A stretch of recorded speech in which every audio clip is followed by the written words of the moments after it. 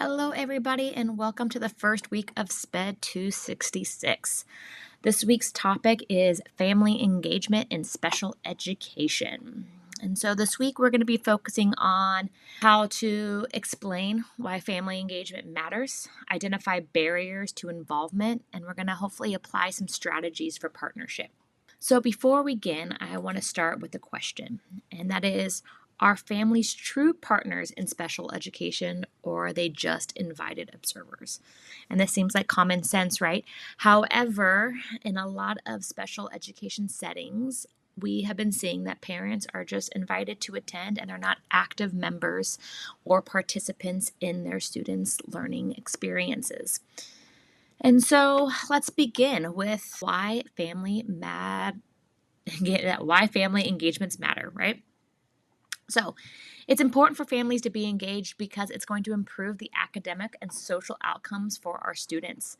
It's also required by IDEA to involve them in the student's IEP process, and it builds consistency between home and school. And we have learned, as our special education program has stated, that skills are transferable when we work together with families because they learn it in school and then they can practice it at home, and parents know exactly what's going on so that they can help solidify the skills that they are learning in school. Family engagement is not a nice extra. It needs to be the foundation. Strong family-school partnerships lead to better academics, behavioral, and social outcomes for our students with disabilities. And when families are true partners, there is an increase in self-determination, better consistency between home and school, and a stronger long-term success. So the key idea is that students don't exist in just one system.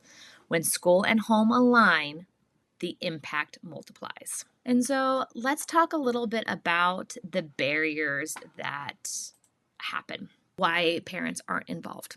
Sometimes there's a limited understanding of their rights. Parents often understand IEPs, but struggle with the legal rights and the processes. And this creates a power imbalance in the IEP meetings. Sometimes the information is really complex in the IEP process, and most parents get info through conversations with their teachers or other parents and not necessarily in the IEP.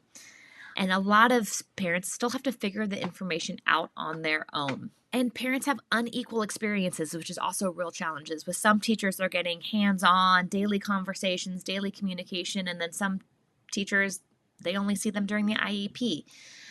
So we need to create a satisfaction within the resources. They need to be able to understand special education, and they need to be able to navigate that system. Family engagement often fails not because families don't care, but because systems are confusing, inaccessible, and intimidating. Some other barriers that come up are access and experience. Information is often informal. It's through a Post-it note or a message home, sometimes a quick phone call that they leave a voicemail or get a voicemail too. As I said earlier, there's unequal access to resources. Some parents receive a lot of resources from their teachers. Others, parents do not. And families have to navigate this alone. So some key insights from the articles that we read. Families come across as not engaged. That's not the truth, right? They are not disengaged. They have a challenge with accessing the information or understanding the information. Systems are often inaccessible or intimidating. IEPs are a very intimidating process. They are a 40-page report sometimes. The goals are confusing. The legal language is confusing. Even as a teacher and someone who's been in many IEP meetings, it is a challenge. And so to expect parents who are new to this process to understand exactly what's going on without any frame of reference can be very challenging. So what are some strategies that we could do in order to support our parents? Right? Let's always begin with empathy. Families may carry years of stress and advocacy fatigue. We have to build the trust first. They need to know that they have a teammate and not an enemy, not somebody on an opposing team, right? They are working with somebody for the best interest of their child. And it's really important that we ask about the child, not just the data. I don't want to know, oh, he isn't sleeping at night and blah, blah, blah, blah, or he hits this many times. I want to know, how's it like at home? What's going on? What are your challenges? What are your frustrations? Listening builds trust faster than explaining, right? So have the open conversations and make sure that we are listening to. Ask questions, what brings your child joy, instead of just, again, starting with that data. The next strategy that we can use is proactive communication. Share positives regularly with your parents. Even if the kid is struggling and having behavior on behavior on behavior, lead with the positive, end with the positive. Many schools only call home when something is wrong, and that builds resentment and bitterness and tension between the teachers and the parents, right? So lead with positives. This will help, or that helps create a negative cycle when we only call with negative things, right? So create positive, weekly positive updates helps build that trust bank, right? Don't only contact for problems. Another strategy we can use is collaborative IEPs. Ask for input before the meeting even starts, and so parents know what to expect in the IEP. We don't want to blindside them, especially with negatives. Parents often feel it's procedural and predetermined when you come into an IEP meeting when they have no idea what's going on. So make them feel heard. Sometimes I like to send before questionnaire or call them beforehand and be like, what are your priorities? What are you working on at home? What would you like to see accomplished in this IEP meeting? So that we have a better idea of what their wishes are and we know how to steer and lead our IEP meetings. Center the family's priorities, right? What they want should be the center of the focus. What the student needs should be the center of the focus. Next is culturally responsive, right? Engagement is not one size fits all. Special education, as we know, is not one size fits all, right? So let's figure out what the family needs, what the child needs, and engage in that individualized way. Respect the language, respect the culture. Sometimes we have to adapt our communication styles. If families aren't extremely direct, we need to pull back and be a little bit softer with our approach, right? I had one student, I like to tell stories, but one student who spoke only Vietnamese. His family only spoke Vietnamese. And we went through school. I tried to communicate as best as I could with parents. I used translation.com and all the things to help the parents understand what was going on. But for his graduation speech, I had him teach me Vietnamese, and I did his whole graduation speech in that language. And that connection that built with the parents was truly amazing. And he'll always remember that. They will always remember that. So sometimes we need to adapt how we talk and how we speak and even learn maybe some language of the families that we are working with. Offer translation proactively. Don't just say, oh, I think you might need this. Ask, like, hey, can I get a translator for the IEP so that everything is really clear and concrete? Would you prefer that I send things home in your native language? Whatever that might look like. And ask their preferred communication methods. Sometimes when we're dealing with parents that are second language speaking, they prefer to have things written down so that they can process it and then be able to respond. So ask what their preferred communication is. Maybe it's letters sent home, maybe it's email, so that they can have the time to process it, translate it if need be, and then be able to respond accordingly. And most importantly, respect cultural values. All right. Next strategy. Parents are the experts. Let's always remember that. Value that family knowledge, all right? You have been dealing with a student or working with a student for a month, maybe a school year, which is 180 days. These parents have been working with these students and with their kids for their entire life. So let's assume that they know their child the best.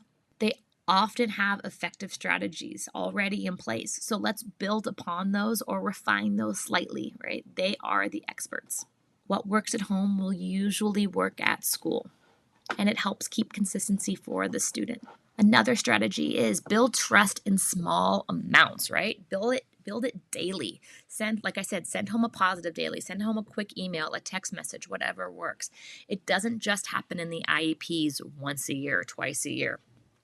Every day is an interaction that could matter and that could build upon. Even a daily one and then end of the week. This week, I'm really proud of little Johnny for asking to use the restroom actively. It can literally be anything. Create a positive and respond it to the parents so that they feel like they are a part of the learning process and they can see what's happening in school. All right. We are switching from old to new models, right? Before, in the past, the school was the expert. They told parents what they needed to do and what they needed to learn, right? The new philosophy and the way of how we work with our students is that school and family are partners, right? We are all experts in supporting the student or the child, right? So I like us to ask us these questions, and you can think of them and the answers on how you would understand this as a parent or a teacher. But why might families feel intimidated in an IEP, right? What things do we do that would make them feel intimidated? Do we not talk to them before the IEP? Do we hand them a 40-page packet? Is it in their language, right? Is there a group of people staring at them when they walk in the room? Is their child present? What might make them feel intimidated, and how can we prevent that from happening, that intimidation? Or how can we change our behaviors and our actions to better support our students and our parents? Which strategy is hardest to implement, right? What that means is which strategy feels easiest for teachers to implement, which feels hardest. What is something that we could easily do for our parents that would completely change their experience with education, right? Is it sending a daily note home? Or does that seem like it's too hard for us to do? Is it calling before an IEP and giving the lowdown to the parents? Or is that too hard to do? What are we capable of doing, and what strategies can we implement without completely disrupting our entire life and our schedule? And then ask yourself, what does true partnership look like, right? Does it look like calling the parents every day, sending notes home, maybe keeping a journal where you write something each day and the parents respond that they received that journal? What does true partnership look like? And maybe we ask our parents that. Maybe that's the first question we ask when we introduce ourselves. Hey, for you, what does true partnership look like? Maybe it's calling once a month. Maybe that's all they need, and that for them is a true partnership. Maybe it's calling daily. What does the parent expect, and how can we live up to that expectation? All right. And the last discussion question I have is, if families aren't engaging, what is pushing them away, right? What could we do differently to stop pushing and instead embrace, right? In this week's readings and in this week's assignments, let's really try to figure that out. How can we make education more engaging for the families? Even the sisters, the grandparents, what can we do? Can we have little events at school where we show off and showcase the students' work, what they're learning? What can we do to really engage parents rather than pushing them away? So I think that is it for the lecture today. It's a quick one. Make sure that you read the articles that are attached to this week's modules and then complete those assignments. And if you need anything, as always, don't hesitate to reach out to me via phone, email, text, or a courier pigeon, whatever works best for you. We'll see you guys next week.